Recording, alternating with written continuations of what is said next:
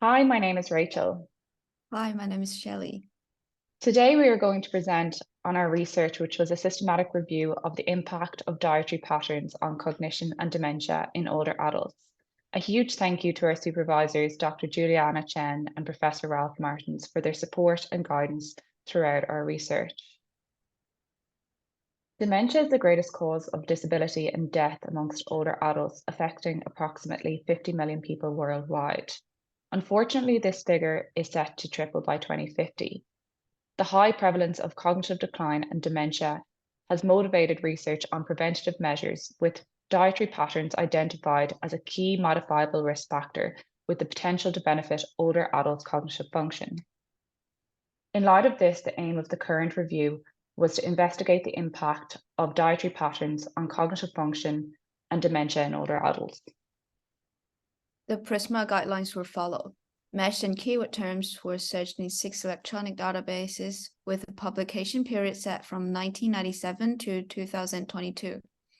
The population included adult participants aged 65 years or over, including healthy and those with age-related dementia or cognitive decline.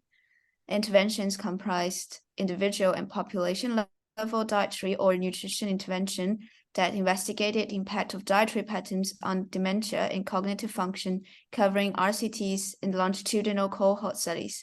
Interventions with no control, before and after interventions, and other observational study designs were excluded.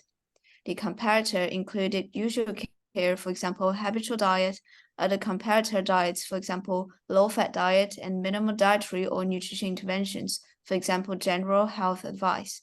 The outcome was changes in cognitive function and changes in the incidence of dementia.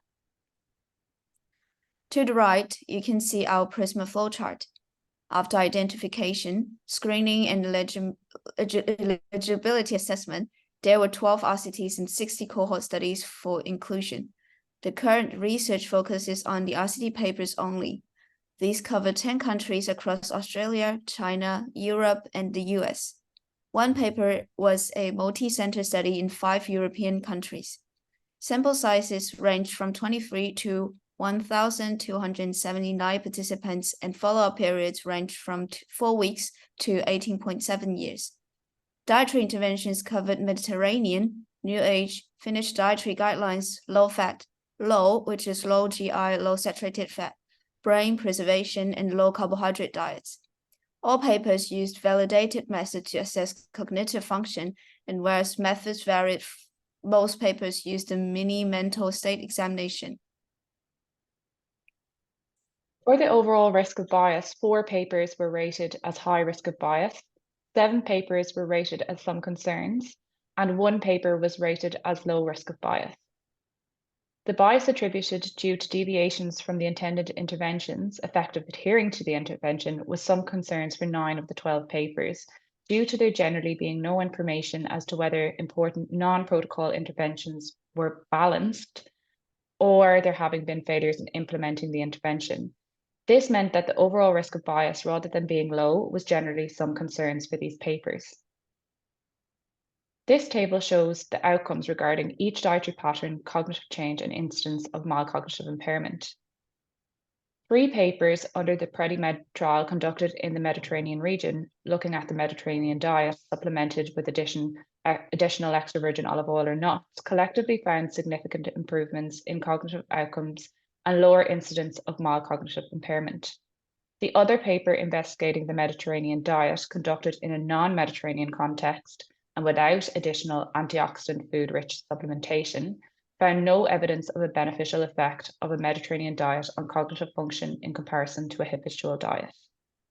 2 papers, one investigating a low-fat diet and one investigating a low saturated fat, low GI diet, reported significant positive results in terms of reduction in incidence of possible cognitive impairment and improvements in visual recall, respectively.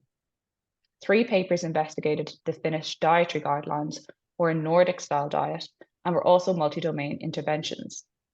2 of these papers looked at the grouped effect of a multi-domain intervention and reported significant improvements in cognitive domains.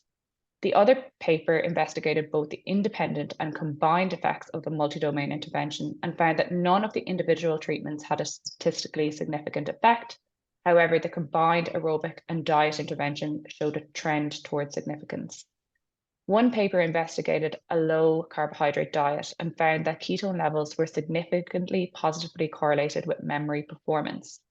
One paper investigated the New Age diet, a Mediterranean-like diet, and reported a trend towards improved cognitive outcomes, including executive function. However, within the intervention group, they found that those with higher adherence showed significant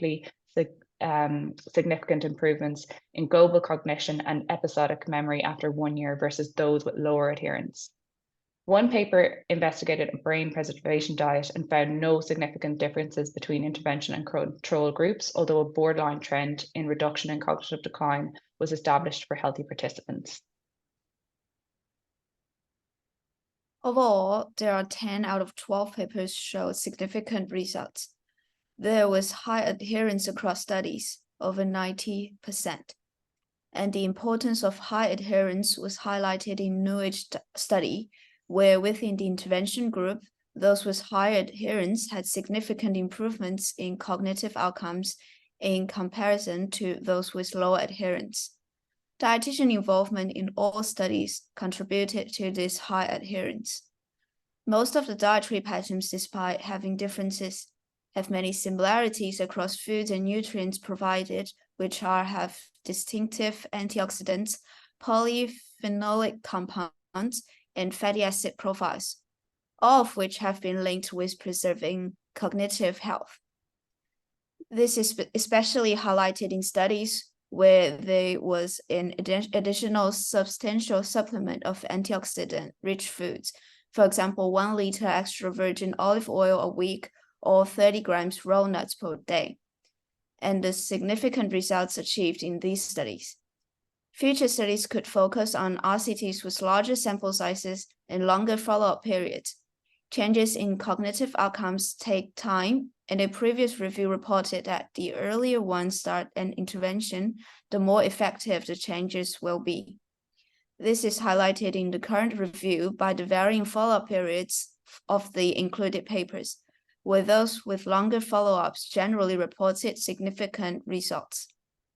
Finally, dementia and late-onset Alzheimer's disease are complex and multifactorial. Worldwide fingers multi-domain trials should continue to use in future reviews to provide evidence for wider public health policy and practice both nationally and internationally.